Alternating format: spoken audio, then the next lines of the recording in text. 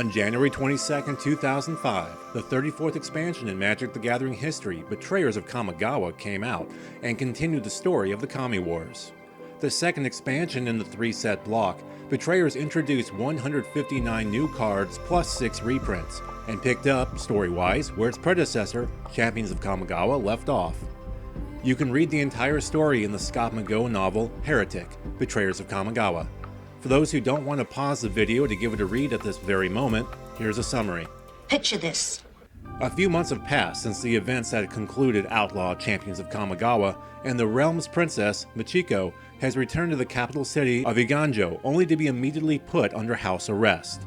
Unable to leave, she spends her time studying kanji magic, hoping to get a message to her champion, Toshiro, so that he may aid her in her eventual escape. Meanwhile, Michiko's father, the daimyo, Konda, summons a powerful spirit dragon known as Yosei, the Morning Star, to protect the castle. Also during this time, Toshiro has been hard at work relearning his kanji magic following the boon granted upon him by the Myojin of Knight's Reach. Soon after his study began, Urumon, a criminal overlord, contacted Toshiro in an attempt to hire him to help fend off the Soratami who have been moving into her territory. Toshiro refused, and, in exchange, the crime boss sends a number of her thugs, including the assassin Kiko and the Nezumi Merunawer, after him. Toshiro flees into the Heart of Frost, a realm inhabited by an ice spirit known as Yoki-Onna, with hopes that being in a realm under the purview of his Myojin patron will provide him extra strength against those on his tail. The Onna spirits handled many of the pursuing thugs, and, after being able to harness some of the spirit's power as his own, Toshiro managed to subdue one of the Onna, trapping it in a magic disc. He also strong-arms Kiko and Merunawer into taking the blood oath that ties them to he and Hitsugu. Meanwhile, in the many months that have passed since Toshiro and his blood brother, the ogre shaman Hitsugu, last saw one another, the shaman was hoping to enlist the help of Kamigawa's spirit-hunting Yamabushi. While he failed at convincing the Yamabushi masters to lend their aid, the shaman did succeed in killing them instead, leaving the Yamabushi leaderless. Hitsugu then abducts the remaining Kami hunters, heartlessly beating them into submission, with plans to use them as a way to avenge the death of his late blood brother, Kobo, marching on the Orochi and the Budoka of the Jukai Forest, as well as razing the Manamo Academy before invading the Soratami city above it until he is satisfied that all his enemies are slain. Toshiro soon rendezvous with his ogre friend and convinces him to attack the Jukai Forest first, saying that he needs more time before the attack on Manamo. While in company with one another, they trade artifacts. Toshiro presents Hitsugu with the magic disc containing the Yuki-Onna spirit, and Hitsugu provides Toshiro with a special plate that has the ability to summon a demon spirit known as an Oni. Focusing back on Iganjo, Lady Pearlier, the kitsune that raised Michiko from birth, has been banished for failing to protect the princess. She finds her home village burned and pillaged from an Aki attack, and learns that the surviving kitsune have since fled to the forest, having severed ties with the daimyo for failing to protect them. The kitsune elders want Sharpear, the one who tried to hide the princess in their village right before the Aki's attack, to lead a diplomatic mission to Manamo due to his experience in dealing with and being around humans. Apparently, during the brief time that Michiko and her friends were in the village, Riko mentioned to the elders that she learned something of interest in her time at the academy, and that the school's leaders refused to let her research it any further. Meanwhile, Hitsugu had caught up with the bandit warlord Godo. He provides the warrior with the magic disc given to him by Toshiro as a forward payment for keeping the Iganjo army away from his dealings. Godo takes it with him as he departs and cracks it, releasing the Yuki-Onna from inside. The spirit begins luring soldiers to their death. Oddly enough, the spirit now resembles Michiko.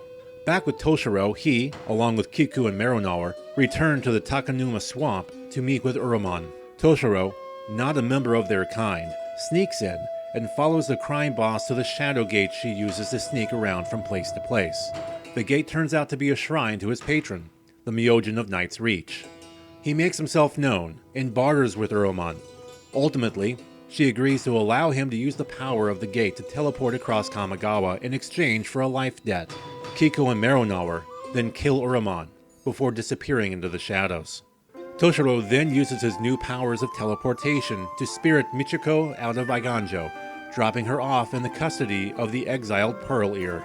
He tells the Kitsune to keep the princess away from the Minamo Academy. Unfortunately, the Kitsune have other plans. Back at the capital, Kanda has plans to dispatch troops to look for his now missing daughter, as well as others to the border to investigate the rash of missing soldiers there. Before his orders can be fulfilled, however, the O-Kagachi, the most powerful of Kami, attacks Eiganjo. All are told to evacuate. While everyone flees from the O-Kagachi, however, they find themselves running directly into an army of Aki. Over at the Minamo Academy, the Kitsune delegation, which now includes Michiko, speaks with the school's headmaster, Hisoka. Once the princess reveals herself, Mochi, the smiling Kami who had been so helpful to she and the Ronin Toshiro before, sends orders for an army of Soratami to attack the Jukai forest before revealing himself before the princess, offering to tell her more of her father's past actions, informing her that the item that the father stole from the O-Kagachi was, in essence, the spirit world equivalent of herself, a daughter. Back with Toshiro, he uses his newfound teleportation powers to stalk Chiyo, one of the Soratami who attacked him previously. He follows him all the way back to the Soratami's Cloud City, where the two get into a vicious scuffle. The Ronin uses the plate given to him by Hitsugu and summons forth an Oni, who easily mauls Chiyo. Victorious, Toshiro teleports to Minamo, suddenly appearing right next to Mochi. The smiling Kami, learning that the O-Kagachi has destroyed Eiganjo, admits the Soratami plan to conquer all of Kamigawa.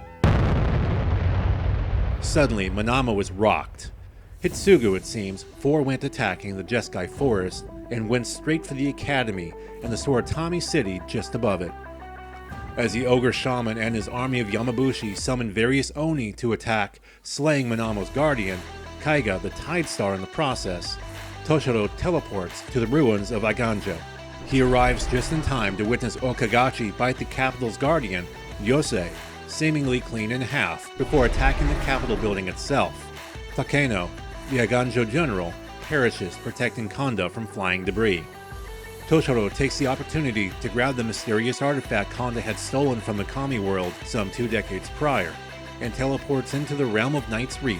Almost immediately, the O-Kagachi disappears. Now in the realm of his patron, the Myojin scolds Toshiro for bringing such an item into her realm, but allows him to depart.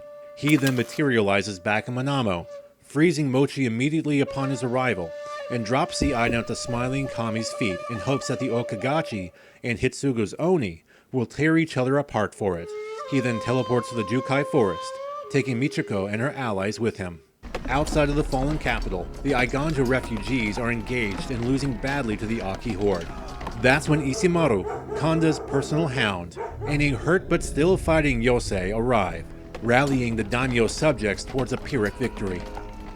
Back at the ruined capital tower, an army of twisted undead begin to arise, led by a misshapen ghost of the late Eiganjo general, Takano, in aid of Kanda. The Myojin of Night's Reach, having taken keen notice to the happenings as of recent, withdraws back into herself. She cashes in the favor Toshiro owes her, causing the Ronin to leave his Yozen blood pact. Toshiro, however, wonders how vastly the Myojin's plans differ from his own. And that's where we'll leave the story of Heretic, Betrayers of Kamigawa. Sure, there's one more chapter left in the Kamigawa story, but we'll leave that for the final set in the block, Saviors of Kamigawa. As for Betrayers, there's still more to tell about the actual cards themselves. Such as? The set continued the key mechanics from the first set, Bushido, Splice Arcane, and Soul Shift, as well as flip cards, and a focus on legendary cards. It also introduced 2 new mechanics, Ninjutsu and Offering. Ninjutsu works with a new ninja creature type, allowing a player to put one from their hand tapped and attacking by paying that creature's ninjutsu cost and returning an attacking, unblocked creature they control to its owner's hand. All 8 of the set's ninjutsu-enabled creatures have their own ability that fired off whenever the creature dealt combat damage to a player, such as the card Ink Eyes, Servant of Oni, putting a creature from the damaged player's graveyard into play under your control. It's pretty weird.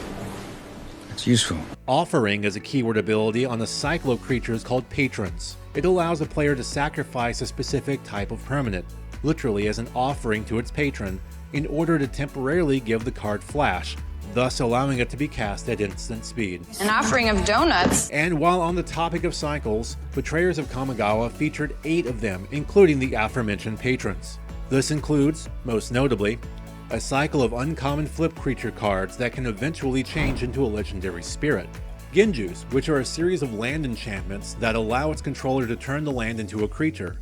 Plus, should the enchanted land find its way into the graveyard, the enchantment is returned to its owner's hand.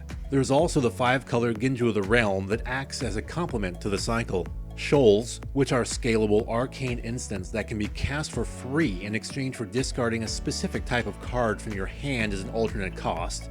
And a cycle of reprints from the set Urza's Destiny, which removes a target card from the game, but also removes all other copies of that card from its controller's graveyard, library, and hand from the game as well. In terms of singles, mixed singles, gay singles, there were a handful that had some degree of respectable play. The Ninja Ink Eyes, Servant of Oni, Tendo Icebridge, a 5-color land that, thanks to its use of charge counters, played quite nicely with the cards from the preceding Mirrodin block, the damage-reflecting Shining Shoal, the creature-enhancing Blazing Shoal, a card that has been banned in Modern since September of 2011, a mere month after the format became a thing, the creature-stealing Threads of Disloyalty, Gordio's Vengeance, a key component in modern combo decks that typically seek to cheek out the Avacyn Restored card Gristlebrand, the card-drawing Ninja of Deep Hours, and Umezawa's Jite, arguably the most powerful card in the set, and one that was easily obtainable due to its inclusion in the Rat's Nest pre-constructed deck. That's so hard to find! No, you're not! Betrayers of Kamigawa also had not one, but 2 release-related promotional cards. For the pre-release, players were provided with an alternate art Ink Eyes, Servant of Oni. As a release promo, known at the time as a launch party promo and was a special promo card that would be given away at the first Friday Night Magic event after the release day, was the uncommon card Budoka Pupil. Betrayers of Kamigawa was the first black-bordered Magic expansion to have a launch party promo, and the 3rd set overall, after the white-bordered 8th edition's Rook Egg, and silver-bordered Unhinges Ass Whoopin'. He said ass. So is Betrayers of Kamigawa amongst your favorite Magic the Gathering sets? If so, let us know in the comment section below. And please subscribe to Magic Untapped here on YouTube, and pop a $1 in our Patreon tip jar for more great Magic the Gathering content.